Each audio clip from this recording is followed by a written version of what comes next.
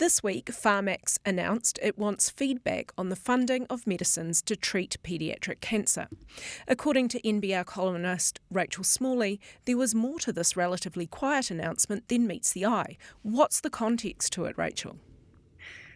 Hi, Dita. So the context to this really lies back in 2020, and it was a Human Rights Commission case that was put forward by Fiona Tollich of Patient Voice Aotearoa. Now, Fiona Tollich is an advocate for children with spinal muscular atrophy. She herself has the same condition, but SMA, as it's known, has varying degrees of severity, 1 through to 4. She has 4, so it's still not a nice genetic condition to have, but it's not as severe as what affects children. So she has long lobbied Pharmac to fund a treatment for this drug, but it's considered a rare disorder.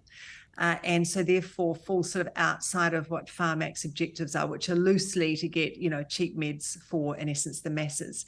And she was looking through a Pharmac document which highlighted how children with cancer in New Zealand can get access to whatever medicine, and rightly so, that they need. All their oncologist need do is ask for it. It doesn't have to be assessed by Pharmac.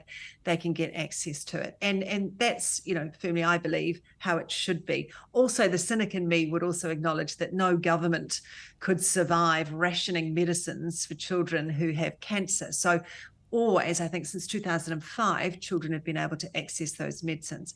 And Fiona Tollich felt that actually here was a case for discrimination, because shouldn't any child who needs a medicine, so that would include children with cystic fibrosis, spinal muscular atrophy, potentially children with type 1 diabetes who need access to continuous glucose monitors, shouldn't they also be able to access treatments? So she built the case around SMA, and indeed the Human Rights Commission said she had a case to answer, but they warned her to be careful what she wished for, because the Human Rights Commission essentially gave her advice that it was likely that Pharmac would try and create a level playing field and simply say they were withdrawing access to cancer medicines for children. And that's indeed, in essence, what they said they would look to do.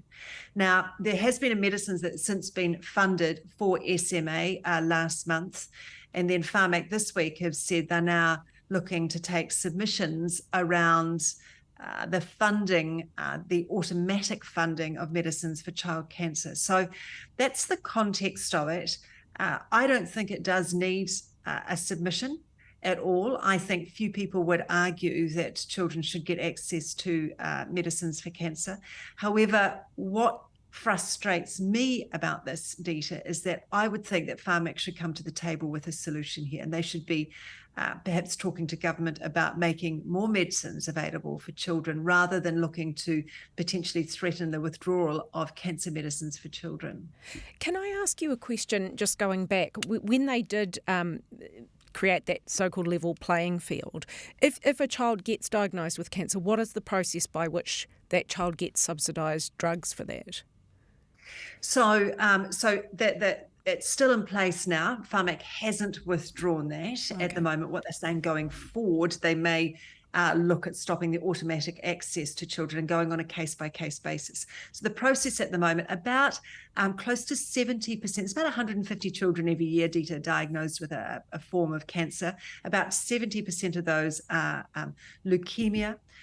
Also, I think a lymphoma cancer and what's called CNS tumours. So that's tumours of the central nervous system, so tumours on the brain and in the spine.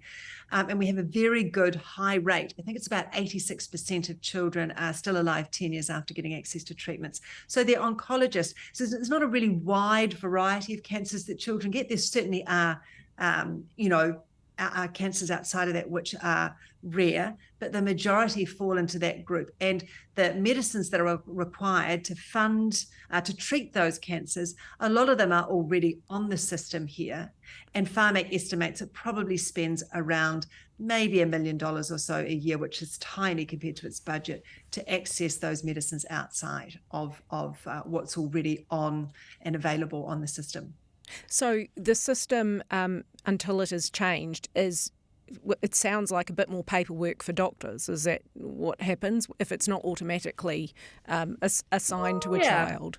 Yeah, essentially an oncologist. I mean, and there are sort of precision medicines, but there are key medicines that are drugs and immunotherapies basically that are used. You have a chemotherapy, and then quite often you will have an immunotherapy, of which teens and adults here have, for a lot of cancers, can't access. But they're the precision treatments which you team up with a lot of chemotherapies in order to really target the cancer that the child has been diagnosed with. So specialists in this area, paediatric oncologists, this would be they know exactly what they're doing. This is how they get that medicine accessed, and it's pretty easy to get it in here. Right.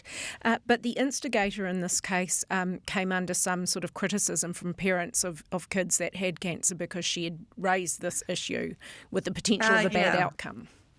Yeah, that was, I guess, the fear. I'm not sure whether Fiona was ever criticised by families who had children with cancer. The medicines haven't been withdrawn at the moment, but certainly some oncologists have said this felt retaliatory by Pharmac, that they had done this to sort of throw, I'm not suggesting that happened, but that was the oncologists were kind of saying this is really unfair. Fiona Tolich is an advocate for children, trying to get access to medicines by then suggesting, well, we'll just withdraw them from other children, was a really challenging place for her to be placed in. Yeah. So those medicines at the moment are still available. What is interesting, though, Dita, is that this week Pharmac's come out and said we need to understand how people feel about this, about funding medicines for children for one group, so that's child cancer, and not, say, for other less common conditions, for example, like cystic fibrosis or some of the chronic illnesses as well that apply to children. Should we also be funding those drugs? So I can see where Pharmac is positioned on this. They don't want to have a long list of cases going up to the Human Rights Commission about why their child or someone's child can't access a modern medicine. But what I think Pharmac should be doing in this space is looking for a solution. How might we, where is the data? How many children are we talking about here? And if you look at cystic fibrosis, there's about 450 people who need access to the medicine here.